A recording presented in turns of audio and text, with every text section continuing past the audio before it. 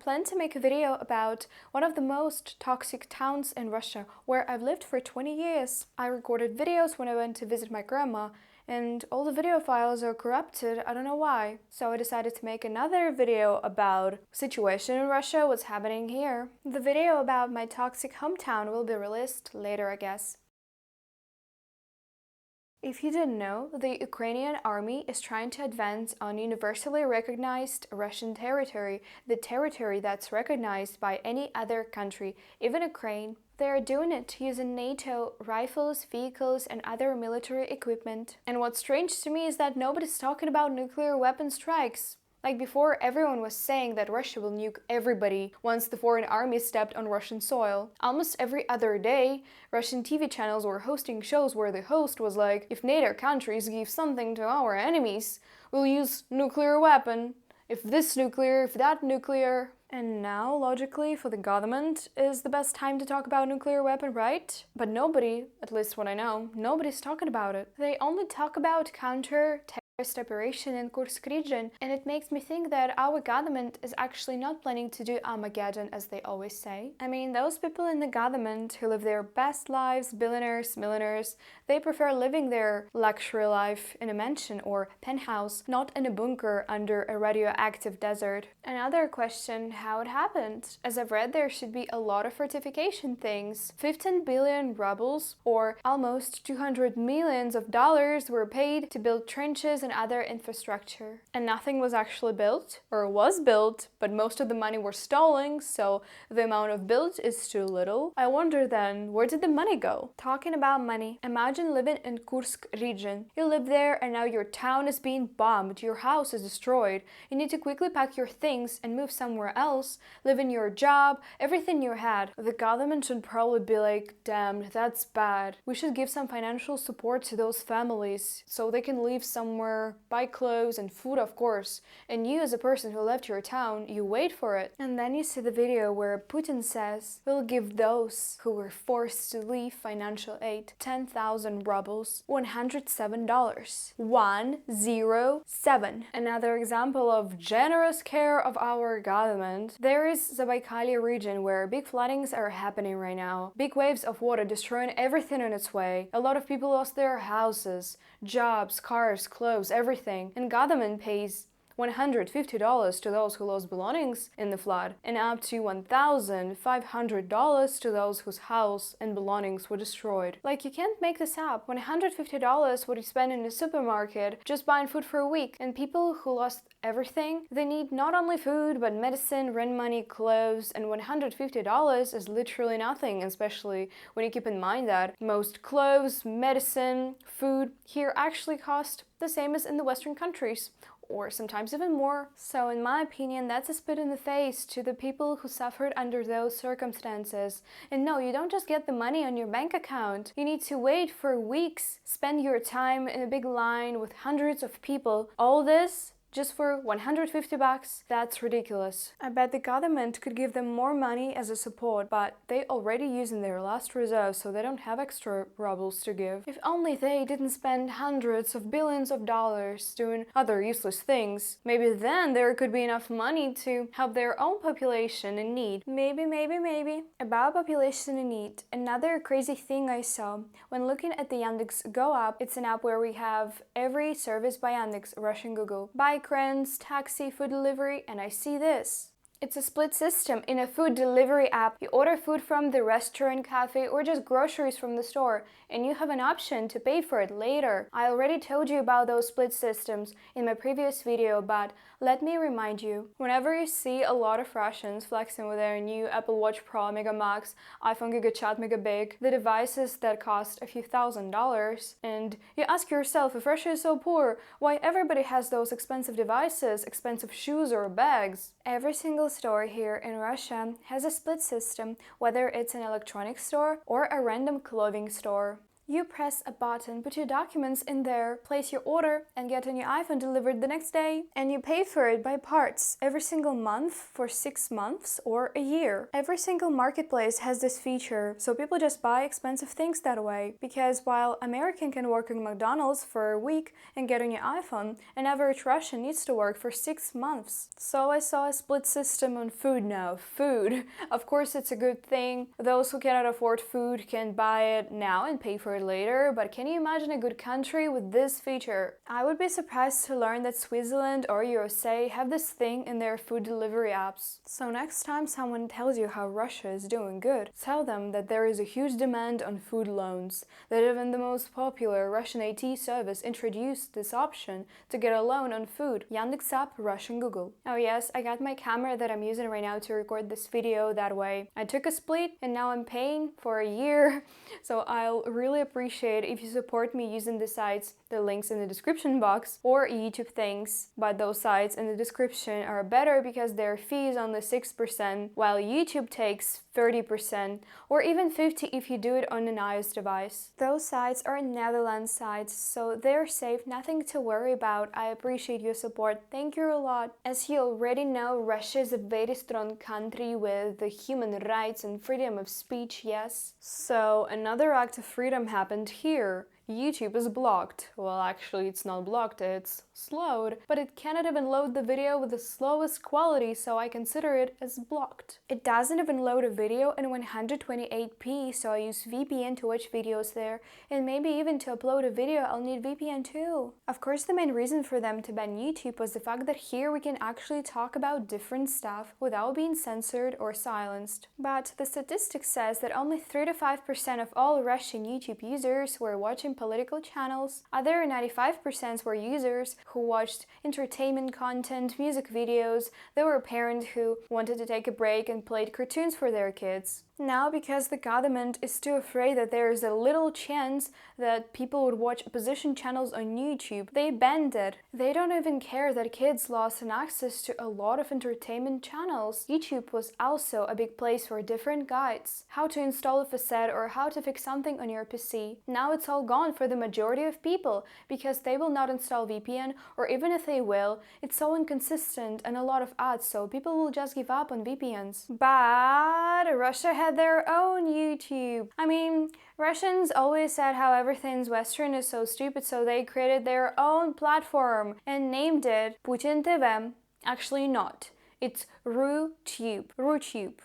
They even copied the name, could make their own recognizable brand, so they used the Western tube thing. Let's talk about RuTube. It's shit.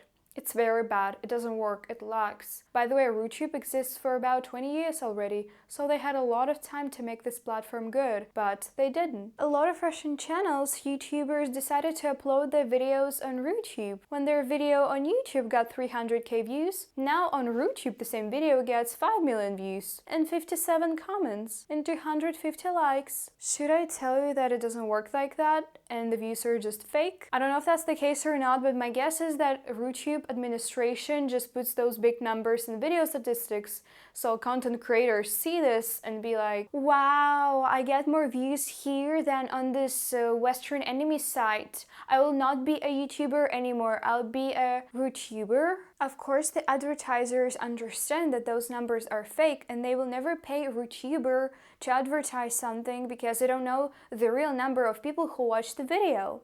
And I think those people who upload videos on RuTube are bad because they make it possible to further block YouTube. The government will say that we already have a lot of people doing content there, so ban YouTube completely. It was funny how YouTube was slowed down. First they did it so it was a little bit slower, then more and more, to the point where the page opens but video doesn't play. Just like they did with freedom here. First, please don't talk about certain topics. Then, don't protest without our agreement. And now they're not shy anymore to do whatever they want. The government introduced a new law. It's called something like Traditional Values ASYLUM. Basically, Putin decided that Russia is going to be a safe haven for people who want to trade liberal Western ways for Russian traditional values. Should I tell you that only 6% of Russia attend church on a regular basis, and that every single state in the USA is 100 times more traditional than the whole Russia?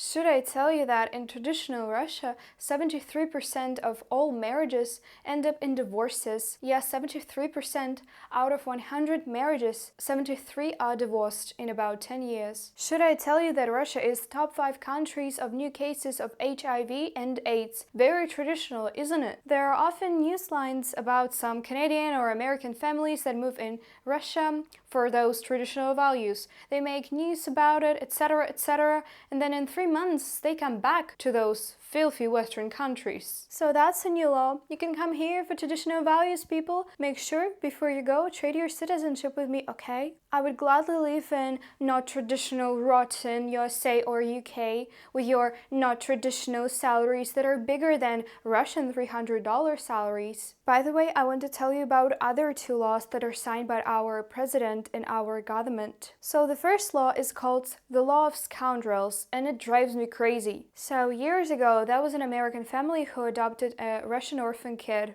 Everything seemed good, but one day an accident happened. Unfortunately, they left him in a very hot day in the car locked for a very long time. And kid passed away. And because of it, to gain political points, the government, who loves us so much, decided to introduce a new law. Law of Scoundrels. It's not officially called like that, but ordinary people named it this way. The law prohibits Americans, Europeans, and other good country citizens to adopt Russian orphans that are held in Russian orphanages. Only citizens from shithole countries can adopt Russian orphans. The law was signed by Putin himself and all the government people. Just because of that one incident, every single Russian kid that lives now in orphanage is either going to live there for 18 years or have an almost non-existent chance to be adopted. Just so you know, Americans were adopting Russian kids a lot. Like really, American families saved Russian kids that way. And by saved, I'm not exaggerating. Have you seen Russian orphanages? They look like American abandoned ASYLUM clinics from the movies. Actually, they look worse. Literally, an average, fully functioning orphanage in Russia looks a million times worse than an abandoned clinic in the USA. Just look at those pictures and imagine how cool it is to live there. There is always violence. I know for sure, by the way, in my hometown, 12-year-olds were doing illegal bad stuff with 50-year-olds for chocolates and cigarettes. In 2010s, by the way, not in the 90s. They mostly cannot get into the university or get a good job just because the government doesn't care about them or does nothing to help them with their life. I feel sorry for orphans here, very, very sorry. And I have one question to the government. What a soulless monster you have to be to do that to your own kids who lost their parents or were abandoned by them. Instead of giving them a really huge chance to have a good life in a good country with good people, you just sentence them to live there until they're 18, and you justify this stupid law with an incident with a car and a kid. Don't lie, you did this because everybody knows that you despise Russian citizens, and no, they know that you despise Russian orphans even more than an average citizen. You ruined the lives of thousands of innocent kids just to gain political points, just to gain support of brainless Vatkins. Instead of going to an American family who lives in a cozy house and cooks barbecues every weekend, now those kids goes to KURSK to do illegal stuff, just for some cigarettes and sweets. You're nothing but a joke. In 20 to 30 years, you'll be portrayed as the pure evil in Russian history books. Your kids and grandkids will be ashamed to have you in their family tree. This will not make lives of thousands of poor orphans any better. You ruined it. You already stole their chance of having a good and normal life. The second law that proves that government really loves us, the decriminalization of domestic violence law. Basically, the traditional values government decided that it's a very good idea to make the law where you, as a man, have all rights to beat your wife, your kids, everybody if they're a part of your family, and nothing will happen to you. Like, literally. They were sitting and be like, yo, guys, domestic violence is all-time high. So what about we make the law where nothing will happen to those who assault their kids, wife or husband? Yo, Vladimir, what a great idea! And that's it. They literally made a law, and now crazy parents can beat their kids or a partner. bruise them, hurt them, break their bones or teeth. And if they call the police will arrive and say this: "Ha! You called us for this? Ma'am, it's your husband. We live in a traditional value country, so your husband have all rights to beat you and your kids. So please pay us fine for a fake emergency call. And so, good luck for beating your wife. You make our country so traditional. We're back to Middle Age times." And this is literally the law, not a joke. This place is a joke, not the law. As I said, this video was supposed to be about Toxic Town, but I had some problems with files, so I made this mix of what's happening and other things about Russia. Now tell me if I should do these types of videos from time to time, more organized and detailed, of course. If you're interested in having some sort of digest of recent events, news, and interesting stuff happening here. Anyway, thank you for watching. I will upload new videos soon. Please subscribe, leave comment, and press the like button. Thank you a lot.